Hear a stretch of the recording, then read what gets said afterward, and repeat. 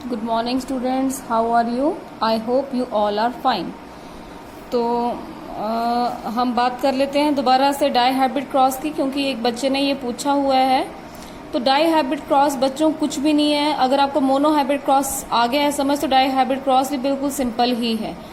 फर्क बस इतना है कि मोनो हाइब्रिड क्रॉस में हम सिंगल कैरेक्टर लेते हैं, जबकि dihybrid cross as its name is specify we will consider 2 characters at the time.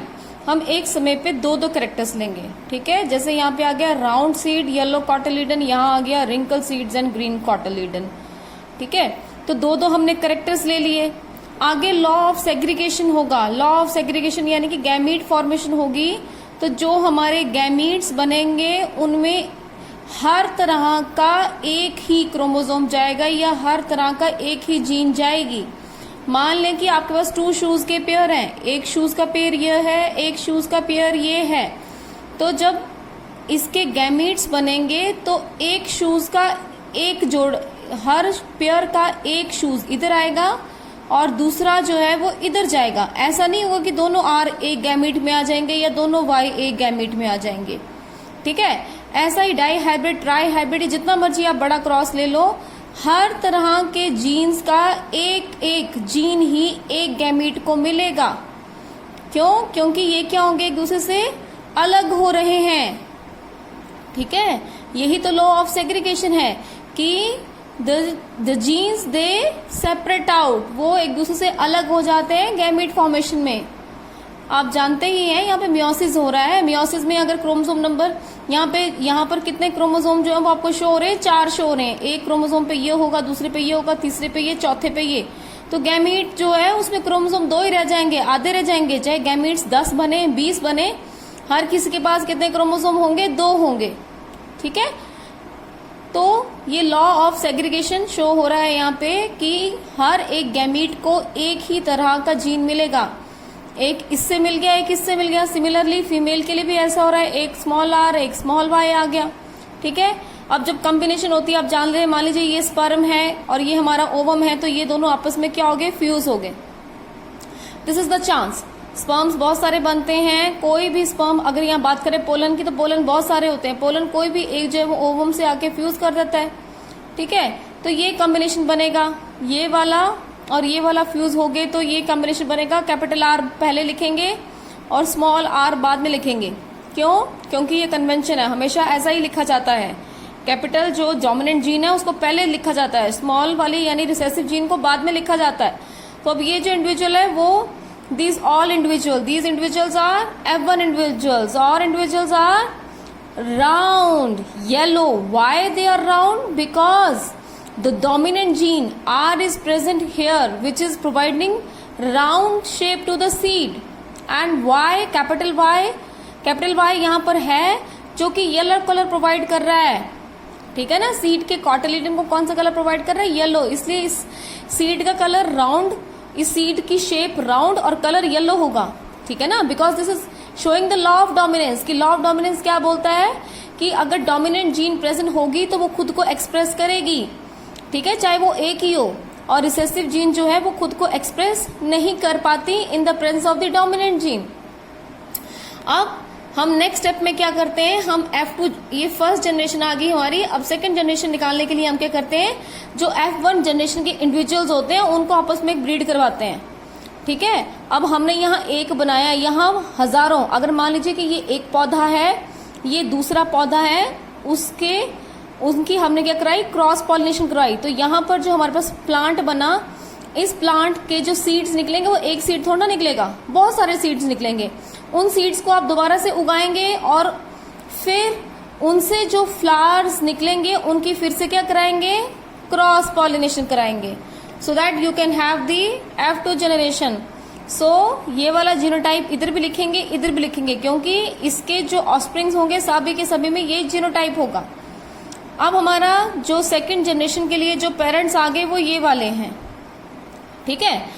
ये वाले पेरेंट्स हैं। अब इनकी ब्रीडिंग करवाएंगे, आपस में क्रॉस ब्रीड करवाएंगे। आपको मैंने पिछली वीडियो में भी बताया था कि ये अगर हमारे पास 2 तरह के ट्रेट्स कंसिडर कर रहे हैं तो हमारे पास जो गैमीट्स बनेंगे 4 तरह के बनेंगे, ठीक है। आपको मैंने फॉर्मूला बताया था 2 to the power n।